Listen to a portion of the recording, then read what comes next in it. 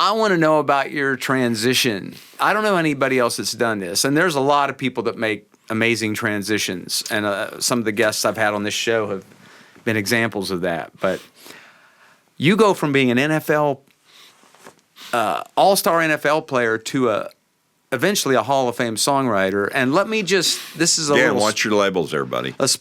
Watch your labels now. Okay, what did I get wrong there? I just, all-star athlete, Hall of Fame songwriter, Well, it's a fact, but I mean, okay, we'll say an NFL player to a songwriter. Anyway, that just occurred to me, Lionel. What you said is extraordinarily flattering. Well, but what I find is now at this stage of life, if I go down that road, yeah, sure. It's a trap. If I think it's a trap. It's a trap, and it's. I hear you. What does our guy say? He said, you bring first half of life value system in the second half of life, you're going to be as miserable as you deserve to be. So I wrestle with that. I fight it. I'm not listen. I am not a centered. I could do. Oh my God! I can see my wife watching this. Me portraying myself as a centered, calm, understanding guy. She would, if she had a gun, she'd shoot me. Oh my right? gosh! She said to me. She said one of the best things. Susan and I have been together 45 years. We've been married 40. Wow. It's beyond. Anyone's been together that long. No, it's not easy. No, it ain't it's easy. work. I wouldn't. Plus, I wouldn't give you a nickel for a life with a songwriter. Yeah. Yeah. But she's hung in there. We're sitting at the counter one evening, and I don't know what we're talking about. We're talking about just a myriad of things. And she looked at me and she said, with great love and compassion, she said, "Oh my God, honey, I would never want to be you." I said, and I did what I just did. I laughed. I said, "Why wouldn't you want to be me?" She said, "It appears to be way too difficult." Isn't that great?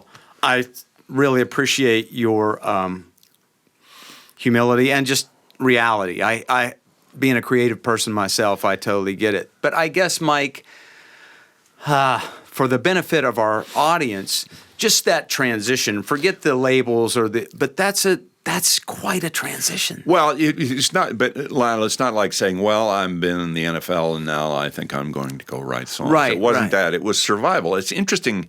Back in those days, I had knee surgeries and I had to get taped up for every practice. Wow. And I found that last year I would get the knees taped for practice and I wasn't smart enough or intuitive enough to know what it was. But I look back on it now, and I was immersed in depression. I would have depression. It would be hard for me to get off the taping table and get into my, right? Well, as we know now, as you pointed out, that's your psyche trying to get your attention, trying to say. I believe that's right. And, there was something in the fact that I had no idea what I wanted to do. I just knew that this relentless sameness of the same playbook, the same pre-season coach speeches, the same.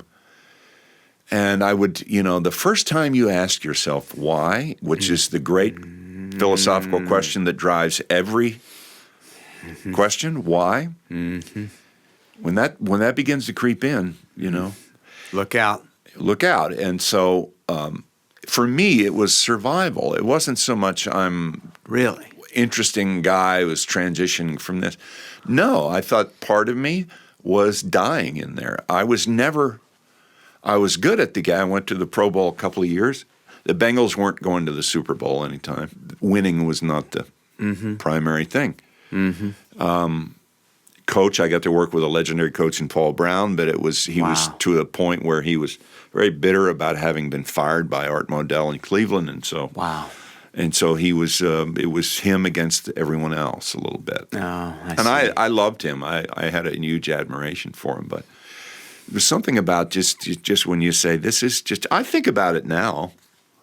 Maybe I should have played longer, but then you change the space-time continuum, and then I don't meet you, or I don't meet Alan Shamblin, and I don't. Your whole life takes a different trajectory. So tell us about that space of time there where you're... In the first off season, there's a dear buddy of mine, Danny Morgan, had a band called the Apple Butter Band. He says, well, come on down. We're going to go on the road out to Colorado.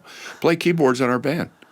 So I loaded up a van with a bunch of keyboards and Susie and I were dating, but we're not married. And out west we went, and I was somewhere out in there where I thought, I don't think I'm going back to play anymore. Wow.